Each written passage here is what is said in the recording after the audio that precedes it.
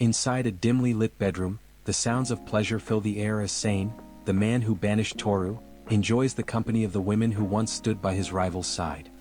Lisa lies exhausted on the bed, breathless as she gasps that she can't take any more, while Sane looks down at her with a predatory, mocking grin. He asks if she is already out of stamina, his thoughts drifting back to the moment of betrayal. To him, the look on Toru's face when he was cast out was absolutely priceless, a memory he savors as much as his current victory. Sane reflects on how easily he dismantled Toru's life, thinking about how the other man was betrayed by the woman he loved, the very one to whom he had given a ring. He scoffs at Toru's idiocy, noting that Lisa had belonged to him long before the banishment even took place. It wasn't just her either. Nei and Sora, who were supposedly in love with Toru, had also fallen under Sane's sway. He feels a twisted sort of pity for Toru, relishing the fact that he managed to make Toru's own loved ones breach their devotion to him.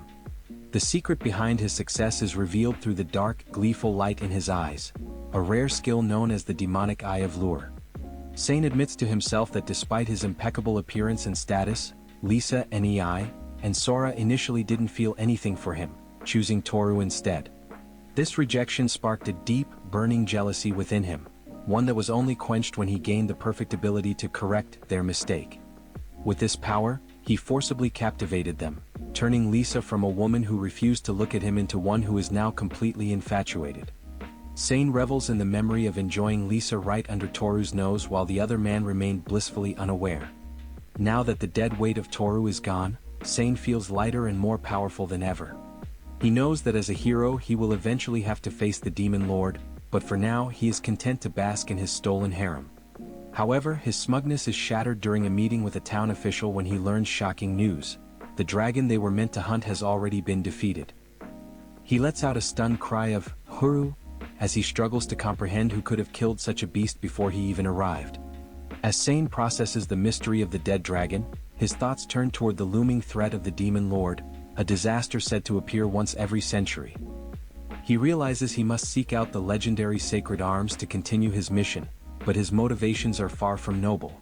To Sane, defeating the Demon Lord is simply a means to an end, a path toward more fame, more money, and perhaps even a harem of princesses. He throws his head back and laughs maniacally, convinced that he is living the best life possible, fueled by arrogance and stolen loyalty. Later, standing in a sun-drenched forest, the frustration of the dragon's death finally boils over, and Sane punches a tree with a curse of shit. When the girls nervously ask if he is angry, he hides his rage behind a forced, pleasant smile and denies it. Nei suggests they forget about the dragon and go do something fun at the inn, but Sane coldly tells her to shut up, his mind still fixated on the mysterious warrior who managed to defeat an enemy no ordinary adventurer should have been able to touch. He decides to change their plans and get moving, his smile returning as he tells the party that they should make the most of the peace in the city, though his heart remains filled with bitter ambition. Meanwhile, elsewhere on their journey, Toru and Katie continue to grow stronger, unaware that their former hero is beginning to realize someone has stolen his spotlight. At the Temple of the Sacred Arms, Sane's arrogance is replaced by pure, unadulterated panic. The Sacred Arms? It's gone? He screams, his face contorted in disbelief as he stares at the empty pedestal where a legendary weapon should have been. He looks around frantically, shouting, "It's gone! Where has it gone?" When one of the girls, Lisa, tries to comfort him, he snaps, shoving her away with a terrifying look in his eyes. "Don't touch me. I'll kill you," he roars, leaving her trembling on the ground as she stammers, I'm sorry." The rest of his party watches in horror as Sane falls to his knees, his mental state rapidly unraveling. Biting his thumb in a fit of anxiety, Sane realizes that ever since Toru was cast out, everything has been going wrong. "Don't tell me he's the one who's," he mutters, a dark silhouette of Toru flashing through his mind. He can't bring himself to believe that the man he looked down on could be the one behind all this, yet the evidence is mounting. He thinks back to the Red Dragon, noting that nobody in Armand should have been strong enough to take it down. He realizes that the person who killed the dragon and the person who took the sword are likely one and the same. "Toru," he growls, his face twisting into a mask of hatred. "If I ever meet him, I'm going to kill him." Change of plans. Determined to reclaim his glory, Sane leads his group toward the city of Luntada, declaring that they will complete its famous dungeon to have his name recognized. Ni joins in the declaration, shouting that her name will finally be recognized if they complete it. However, when they arrive and ask a local man for directions, they receive a baffling answer. The man, casually smoking a pipe, explains that the dungeon was there just last month but tells them there are no directions, they should just keep walking forward. Sane, Ni, and the others are left completely confused, with Sane muttering that this doesn't make any sense. The group continues forward until Sane suddenly stops, his eyes wide with horror. His legs give out as he collapses to the ground, whispering, "How?" He looks ahead to see a scene of impossible destruction. In the middle of the busy city street where a massive tower once stood, there is now nothing but a gargantuan, bottomless crater. What Sane gasps, his voice trembling as he stares into the abyss. What the hell is going on? The story shifts back to 1 month prior, showing the majestic city of Luntada before the incident. Toru and Katie have just arrived at the Adventurers Guild, and Katie is overjoyed to finally have her own card. "I've got an Adventurer's card," she exclaims, holding up the rank D identification. The guild clerk reminds them not to lose the cards, as they serve as their only identification. Toru looks at his own card, noting that while his previous party, White Fang, was a rank S party, he is now starting over at rank B. Behind him, Katie pouts slightly, perhaps feeling the weight of the gap between their experiences. As they walk through the city's entertainment district, Toru notes that the area is famous for its alcohol and nightlife. Katie, misinterpreting his interest, clings to his arm with a desperate look. "Master, you have me," she cries out. "There's no need for you to go to such a place," Toru, completely oblivious to her jealousy, asks innocently, "What do you mean by such a place?" leaving Katie to grumble and pout in silence as they continue their walk. Later that night, under the glow of the full moon, Toru mentions that he heard there is a dungeon in the city. Katie confirms this, explaining that the dungeon existed long before the city was even built. Since Toru admits he has never been in one before, he asks her for a lesson. He explains that adventurers usually have 2 reasons for entering: to collect materials from monsters to make a living, or to reach the valuable core stone at the bottom. Katie listens intently, saying "I understand" as she realizes the challenges and rewards that await them. The next morning, they stand before the massive, arched entrance of the ancient dungeon. Toru, being protective, tells Katie that since she is still recovering, they will stick to exploring only the first floor. Katie agrees with a determined yes, and follows him toward the dark threshold. Gripping the hilt of his divine sword, Toru lets out a confident grin. "Here we go," he shouts, and Katie mimics his energy with a spirited "let's go," as they step forward into their first true adventure together. Venturing deep into the stone corridors of the dungeon, Toru and Katie begin their first real test as a team. Katie takes the lead, expertly unleashing a wind cutter, spell that slices through a pack of giant rats in a single burst. Watching from a short distance with his arms crossed, Toru is impressed by her coordination. He knew she could use magic, but she's proving to be much better than he expected. After a bit of fighting, Katie pulls up her status window and shows it to her master, casually mentioning that she has already gone up to level 15. Toru is completely shocked by the speed of her progress. "What?" he exclaims, noting that they only started an hour ago. As he looks at his own internal skill list, he realizes that his experience multiplier must also be increasing the experience she gets. Katie is simply delighted, promising to get even stronger so she can be of more help to him.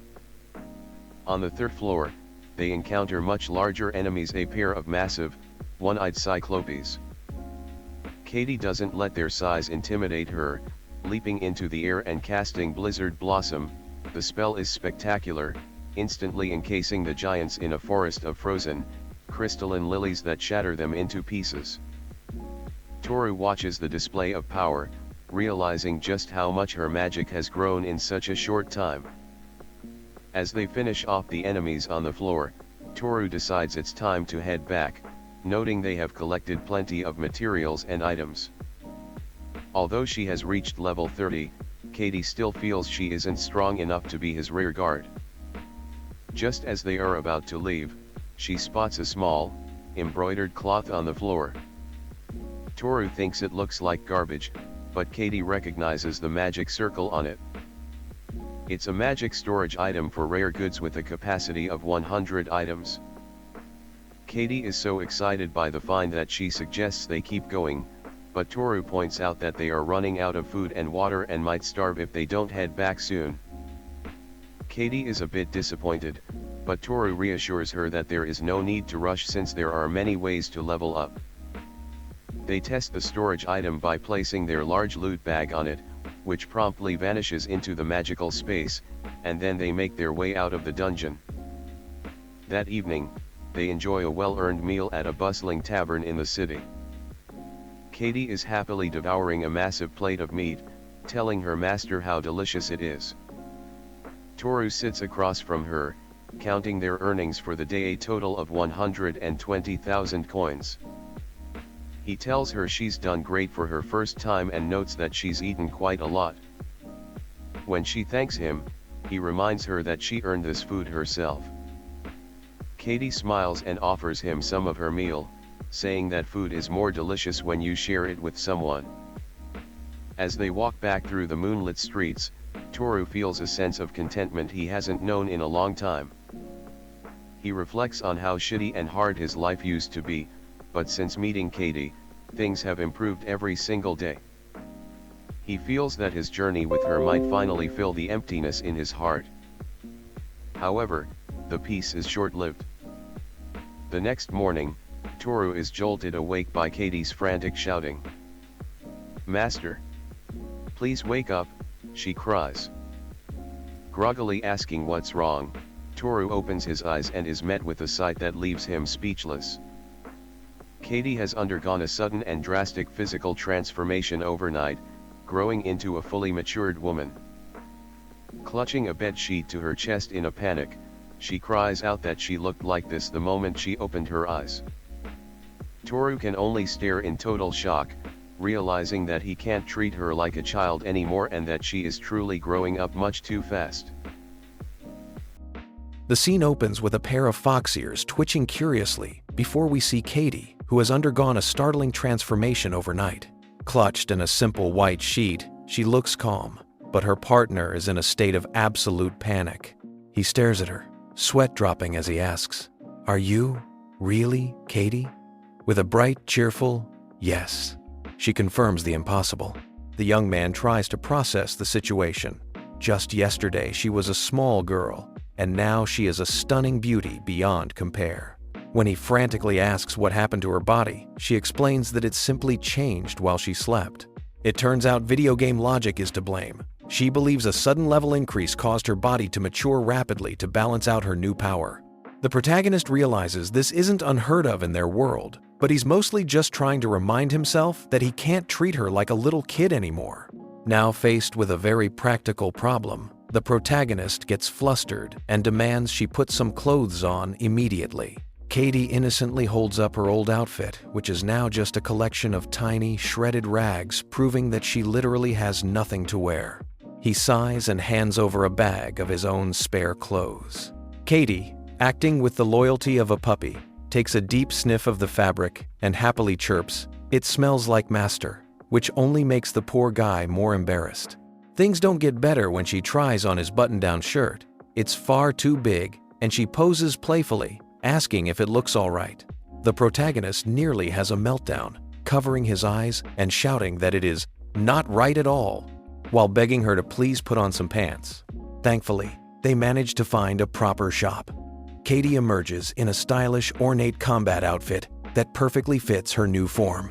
She twirls and asks, "How do I look, master?" And he finally relaxes, giving her a thumbs up and a genuine compliment. As they walk through the city, Katie practices with her new iron fans. He warns her to be careful, mostly so she doesn't accidentally take someone's head off with a stray gust of magic. As they stroll through the streets, every man in town is staring in awe. One passerby even mumbles how much he'd love a companion like her, which makes the protagonist grumble about how annoying the jealous glares are. Katie, oblivious to the drama, promises to earn lots of money for him today. He smiles, telling her they have plenty of dragon hunting gold left and that today is just for leveling up and having fun. Hearing this, Katie's tail starts wagging so fast it's practically a blur as she shouts, "Master!" And they head off toward the giant tower for their next adventure. The story continues as Tsuihou and Katie find themselves in a grand chamber decorated with towering waterfalls. Suddenly, the silence is broken by the rattling of a skeleton army charging toward them with swords and shields raised. Katie is undeterred. A close-up of her eyes shows a sharp, determined focus as she prepares her counterattack. Facing the horde, Katie unleashes a massive wave of wind magic, shouting, "Aerial blast!" The force is so immense that the skeletons are instantly shattered and sent flying across the room. She stands her ground, expertly wielding her fans to channel magical circles, ensuring that not a single monster can get close. Once the dust settles, the floor is littered with broken bones. Katie cheers with a bright smile. "We did it!" While Tsuihou follows behind, looking a bit dazed. He reflects on the fact that Katie is already level 50, while the fourth floor only requires level 15. Because the battles have become so one-sided and easy, Tsuihou finds himself suppressing a yawn, thinking, "These battles have been so boring that I'm getting sleepy." Katie notices his lack of energy and asks with concern, "Are you feeling tired?" Tsuihou admits that because he woke up so early that morning, he is feeling a bit drowsy. Seeing an opportunity to help, Katie gets a light bulb idea. She prepares a soft rug on the stone floor, sits down gracefully, and begins patting her lap. With a warm and inviting smile, she chirps, "Yes," inviting him to rest. Tsuihou is a bit flustered, but admits that a little rest would be nice. Tsuihou eventually gives in and rests his head on Katie's lap. As he drifts off, he thinks to himself how comfortable it is, and notes that she smells so good. Katie looks down at him with a serene, motherly expression, happy to protect her partner while he recovers his strength. After a peaceful nap, Tsuihou's eyes snap open as he wakes up feeling refreshed. He sits up and thanks Katie, telling her, "I was able to sleep well." However, he quickly notices a literal mountain of monster bones piled up nearby that wasn't there when he fell asleep. When he asks in shock what happened, Katie casually explains that more monsters attacked while he was napping, so she simply defeated them. Tsuihou breaks into a cold sweat, realizing she took out an entire wave of enemies without even standing up. As she kindly offers to dust him off, Tsuihou can only stare in awe at her power and considerateness. In the final scene, Tsuihou is suddenly enveloped in a strange, blissful glow. He looks incredibly peaceful and happy, exclaiming, "What is this feeling of warmth? It's like I'm in sage mode. No, holy mode." Once the feeling subsides, he realizes he still hasn't seen her updated status. When he mentions he doesn't know her current stats, Katie happily brings up her magical status board and tells him, "I'd be happy to show you," proving once again how much she trusts and values her companion. Tsuihou takes a moment to inspect Katie's growth, and what he sees is nothing short of legendary. Looking at the floating status screen, he notes that she has reached level 50 and possesses top-tier skills like Appraisal LV7 and Healing Wave LV9. However, it's the Power Boost skill that really makes his eyes pop. It's a rare ability that only the most famous mages usually have. Tsuihou can't help but think to himself, maybe this is the one. This girl is going to be a big star. And he's basically her manager now, just waiting for the endorsement deals to roll in. Energized by their progress, Tsuihou declares, "Now that I've cleared my doubts, let's continue." Katie reacts with a surprised but happy and follows him deeper. Tsuihou asks if she's ready to head down even further, and she chirps back with an enthusiastic, "Yes, if the master's okay with it." They quickly reach the 10th floor. where a pack of goblins and wolves tries to ambush them. Katie doesn't even break a sweat. She twirls gracefully and unleashes an aerial slash, sending the monsters flying like popcorn. Tsuihou is genuinely impressed, asking, "Are you good with magic?" Katie giggles, explaining that thanks to her rapid leveling, her magic strength actually increases faster than the amount she spends. She's basically a living cheat code at this point. As they walk past the defeated goblin riders, Tsuihou sweat drops, muttering, "I can't help but feel sorry for them." By the time they reach the 20th floor, they decide it's time for a well-deserved dinner break. Tsuihou sets up a pot over a cozy fire, and as they sit under the starry sky, Katie insists on serving him. "As a companion, I'm supposed to do this," she says humbly. Tsuihou smiles, telling her, "No problem, I'm used to it." As they eat, Tsuihou asks for a status update. When Katie calmly replies, 150, Tsuihou nearly chokes on his soup, thinking, she's already gone up 100 levels. Meanwhile, I'm just happy I didn't trip over a rock today. Katie is oblivious to his shock, happily munching away and exclaiming, "Delicious. The soup the master makes is the best." Tsuihou blushes, admitting he's been told his cooking is top-notch before. Curious about how Katie is pulling off such massive moves, Tsuihou asks, "By the way, are there any tricks to utilize magic?" Katie turns into a mini-professor, explaining the formula. I mage plus spell plus condition equals magic. The most important thing is the image, she instructs. Tsuihou tries to follow along, focusing intensely. "So, if I imagine a flame, will one come out of the palm of my hand?" He grunts with effort. Zzz, poof. A tiny flickering flame appears. "Oh," he shouts, feeling like a wizard king for exactly 1 second before it vanishes into a puff of smoke. "Ah, it's gone," he sighs despondently. Katie, being the supportive partner she is, reassures him. "It's very difficult. You can improve with practice. Hang in there, Tsuihou. Only 149 more levels until you can light a candle without a match." Tsuihou and Katie's journey through the dungeon reaches its climax, as the monsters get bigger and Katie gets, well, terrifyingly stronger. On the 19th floor, Tsuihou is feeling motivated, clenching his fist and telling himself, "You're right. The key to everything is hard work." He says this while Katie is basically doing 90% of the work. But hey, moral support is work too. Suddenly, they are swarmed by a chaotic mix of enemies. Tsuihou panics as he sees the lineup. "Orc warriors, cursed skeleton, minotaur. I've never fought some of these in my life." He desperately yells, "Katie, watch out!" thinking they're in for a grueling battle. However, Katie is as cool as a cucumber, literally. She doesn't even flinch as the massive minotaur swings at her. Instead, she channels her mana and shouts, "Freezing!" A massive explosion of ice magic envelops the entire room, turning the fearsome monster horde into a collection of very angry-looking ice sculptures. As the smoke clears and the monsters shatter, Tsuihou catches a glimpse of Katie looking totally unbothered. He stares at her in a daze, thinking, she's already level 200, why am I still worrying about her? He's officially moved from adventurer to Katie's hype man. By the time they reach the 30th floor, the atmosphere changes.